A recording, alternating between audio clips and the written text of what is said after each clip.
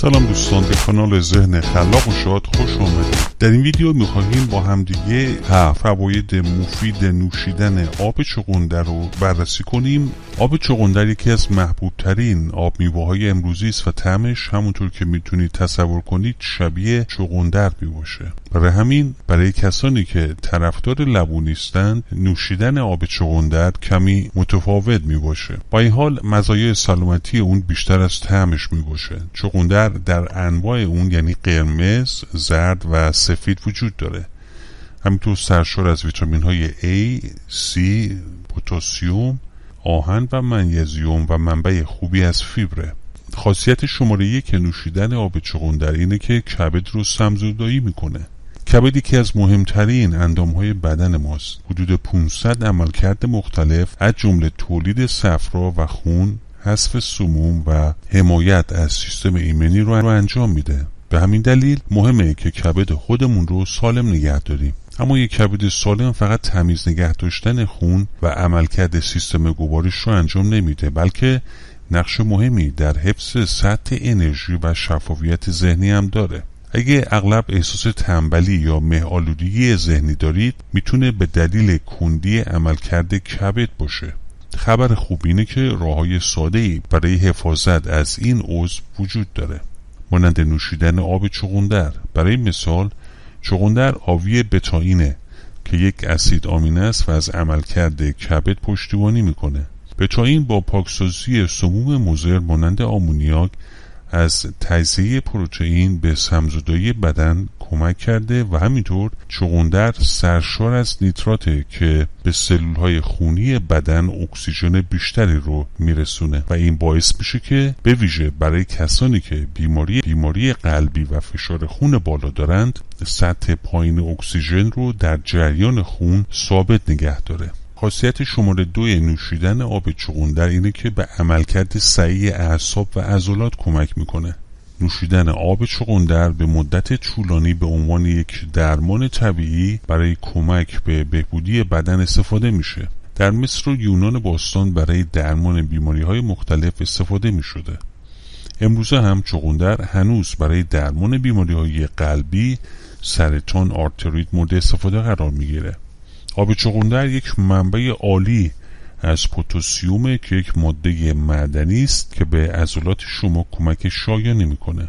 پتاسیم یک الکترولیت و به این معنی است که در آب حل میشه. الکترولیت ها برای عملکرد صحیح بدن نقش مهمی را ایفا میکنند و به انتقال سیگنال های الکتریکی بین سلول های عصبی و سلول های مایعی کمک میکنند. الکترولیت ها همچنین به بدن شما اجازه میدن آب رو در خود نگه داره یا در صورت نیاز به جریان خون رها کنه. چغندر حاوی حدود 400 میلی گرم پتاسیم در هر فنجانه که اون رو به یکی از بهترین منابع ماده معدنی در همه سبزیجات تبدیل کرده. بتائین موجود در چغندر هم میتونه با افزایش میزان کلین در بدن به عملکرد سلولهای عصبی و انقباضات مایعی کمک بکنه. کلین یک ماده مغذی ضروریه که به اعصاب کمک کرده تا پیام‌ها رو از یک مکان به مکان دیگر در بدن ارسال کنه.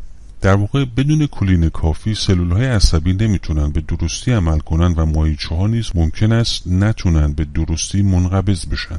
دوستان اگه تا اینجا یه ویدیو رو پسند کردید لطفاً اینو لایک کنید. لایک کردن شما باعث میشه که این ویدیو برای افراد بیشتری به نمایش گذاشته بشه. میرسیم به مطلب بعدی. شماره 3 نوشیدن آب چغندر استقامت رو افزایش میده. استقامت توانایی بدن شما رو برای انجام کار بدون خستگی امکان پذیر میکنه. این معیاری است برای سنجش آمادگی جسمانی و ورزش منظم که اونو میتونید بهبود ببخشید. اگه به دنبال راه آسانی برای بهبود استقامت خودتون هستید، آب چغندر جوابگوست. آب ریشه چغندر حاوی نیتراته که به افزایش جریان خون در سراسر بدن از جمله عضلات و مغز کمک میکنه و این اجازه میده تا اکسیژن بیشتری به اندامها و عضلات برسه تا بتوانند در طول تمرین خود عملکرد بهتری داشته باشند.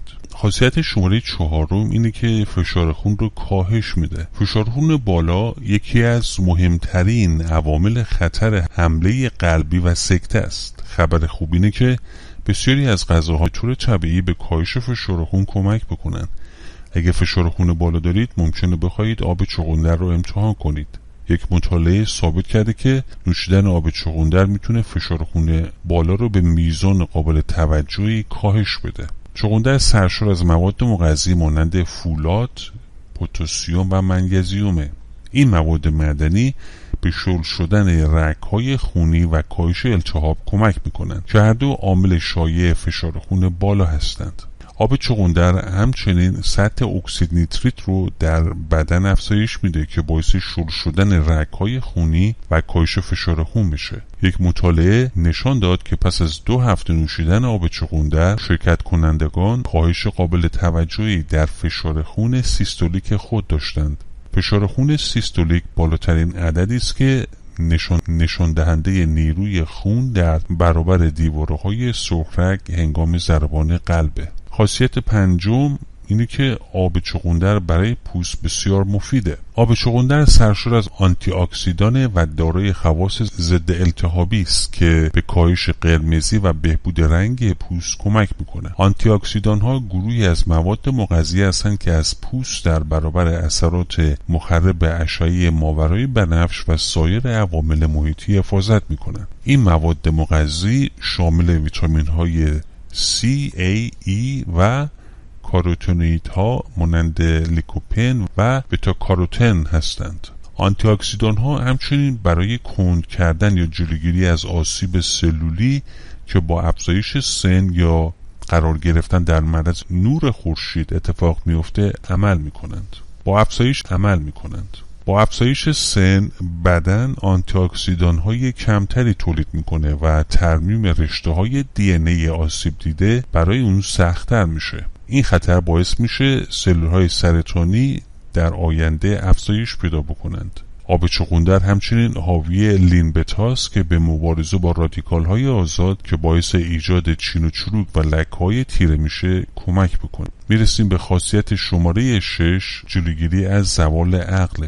ثابت شده که نوشیدن آب چغندر باعث بهبودی سلامت مغز و تقویت شناخت می شود. آب چغندر سرشار از نیتراته که در بدن به اکسید نیتریک تبدیل میشه. اکسید نیتریک به شل شدن رگ‌های خونی کمک کرده و جریان خون و سطح اکسیژن رو به مغز بهبود میبخشه. این باعث میشه افزایش سلامت مغز و عملکرد شناختی تقویت بشه. اخیراً یک مطالعه جدید نشان داد که اکسید مر محافظت میکنه. یافته‌ها ثابت کردن که افزایش سطح اکسید نیتریک میتونه یک راه جدید امیدوار کننده برای پیشگیری یا حتی درمان آلزایمر باشه.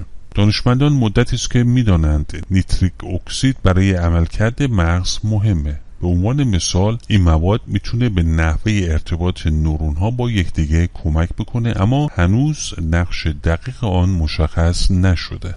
میرسیم به خاصیت هفتم، این که نوشیدن آب چغندر سطح کلسترول رو کاهش میده. آب لبو یک داروی طبیعی برای کاهش کلستروله. کلسترول یک ماده مومیشک و چربی ماننده که به طور طبیعی در هر سلول بدن وجود داره. کلسترول به هضم چربی و جذب ویتامین ها کمک میکنه، اما زمانی که مقدار زیادی از اون در خون وجود داشته باشه میتونه منجر به بیماری قلبی و سکته بشه. در واقع سطح بالای کلسترول یک عامل خطر اصلی برای بیماری قلبی و همچنین سایر شرایط جدی مانند دیابت و سرطانه. چغندر سرشار از فولاده که به کاهش خطر بیماری های قلبی عروقی کمک میکنه. همینطور فولاد برای سلامت قلب و عروق مهمه، زیرا به جلوگیری از بالا رفتن سطح هموسیستئین کمک میکنه. نوشیدن آب چغندر میتونه سطح کلسترول بد رو تا 13% در عرض 1 ساعت پس از مصرف آب چغندر کاهش بده. محققان همچنین خاطر نشان کردن که مصرف آب چغندر بر سطح کلسترول خوب یا تریگلیسیرید تأثیر نمیگذارد. دوستان شما تشکر میکنیم که تا پایان این ویدیو با ما بودید. لطفا این ویدیو رو لایک کنید، چون لایک کردن شما باعث میشه افراد بیشتری این ویدیو رو تماشا بکنند. همینطور گزینه زنگوله رو فعال کنید تا اولین کسی باشید که ویدیوهای جدید ما رو تماشا میکنید. امیدواریم که همیشه شاد و سلامت باشید.